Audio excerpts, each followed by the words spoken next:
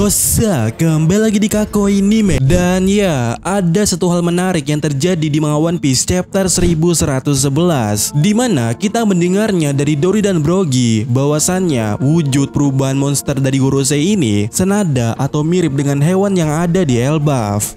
Dimana konteksnya di sini adalah ukurannya yang sangat besar atau raksasa. Dan sebenarnya juga hal ini menarik ya untuk dipertanyakan.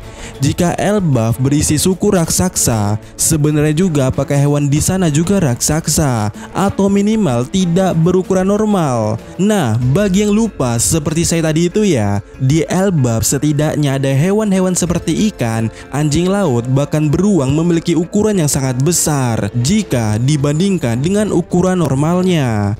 Tapi bagi raksasa tentu saja jelas itu ukuran yang normal bagi mereka. Namun hal ini akan menjadi aneh dong. Berarti sebenarnya suku Elbaf ini bukanlah raksasa, tapi mereka berasal dari pulau raksasa. Karena seisi pulau ini berukuran besar. Dan bahkan pemandangan ini tampak biasa aja bukan? Sebab semuanya terlihat besar. Lah, anehnya di mana Min? Anehnya, bagaimana jika ternyata ukuran raksasa Elbaf inilah yang normal, sementara manusia yang lainnya adalah yang kecil? Atau ada penyebab kenapa seisi pulau Elbaf berukuran besar? Dan ini yang akan kita bahas dan yang sangat menariknya. Pertama-tama yang harus kita ketahui di Greenland, pulau-pulau yang berada di sana memiliki medan magnetnya sendiri, sehingga hal itu juga membuat beberapa pulau tersebut memiliki ciri khas iklimnya sendiri. Dan tentu saja bagi makhluk hidup, iklim tersebut mempengaruhi suatu pertumbuhan. Nah, karena terjadi hingga satu pulau, bahkan hewan-hewan lautnya juga berukuran besar, maka jawaban yang paling menariknya dan sangat masuk akalnya, tumbuh kembangnya semua makhluk di Elbaf menjadi besar itu karena iklim. Sebab jauh sebelum ini, kita sudah mendapatkan penjelasan dari Robin kenapa hewan yang ditemukan di Pulau Jaya ukurannya berbeda dengan yang terdapat di Pulau Langit. Ya, kita bisa bandingkan di sinilah. Saat di Pulau Jaya, Zoro bisa menenteng itu burung, tapi di Pulau Langit, justru burung itu yang menenteng Zoro. Nah, menurut Robin, itu berhubungan dengan iklim atau tekanan yang berbeda antara Wedge yaitu Pulau Langit dengan Blue Sea di daratan One Piece yang membuat hewan di sana beradaptasi hingga mengubah struktur tubuh mereka itu. Min, tapi kenapa suku kuno juga naik ke atas bersama hewan-hewan di Pulau Jaya ukurannya tetap sama? Nah, ini dia. Jika ada yang bertanya seperti ini, ingatlah perkataan Queen soal suku Lunaria yang memiliki kemampuan beradaptasi yang sangat hebat.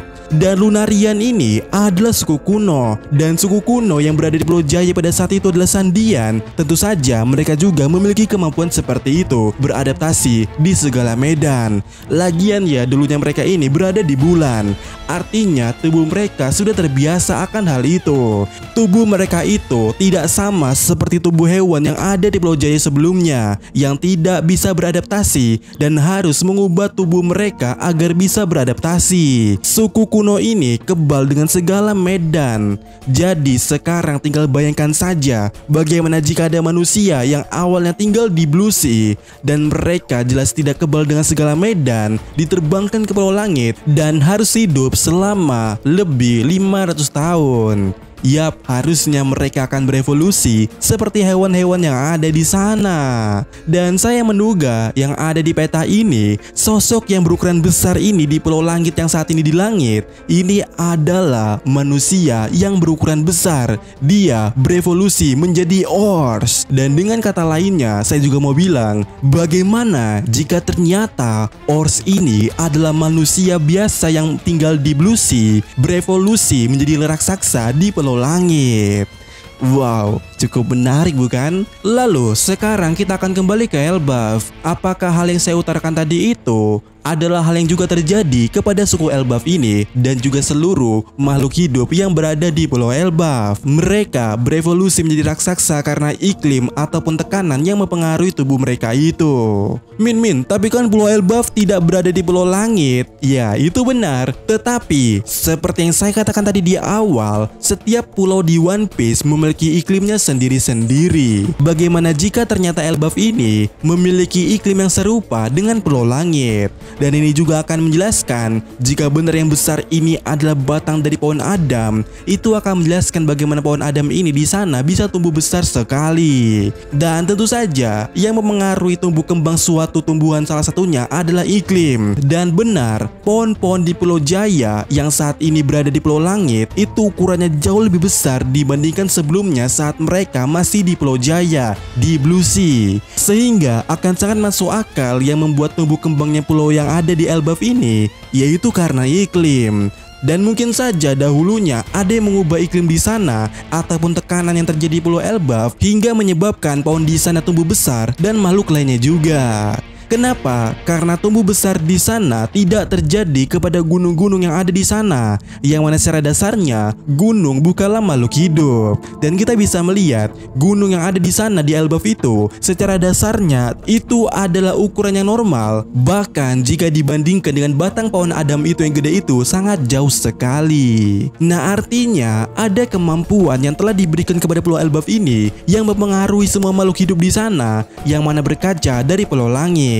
Dan oleh karena itu, ia menjadi faktor utama penyebab hal itu terjadi adalah iklim. Dan hal itu juga tentu saja dipengaruhi intensitas dari suatu cahaya ditambah dengan gravitasi ataupun tekanan, sehingga bagaimana jika ternyata yang menyebabkan Elbaf berubah itu adalah hasil awakening buah iblis yang berkemampuan gravitasi. Punya Fujitora, ya enggak lah, punya Luffy lah. Yang mana saya maksud di sini adalah gravitasi matahari.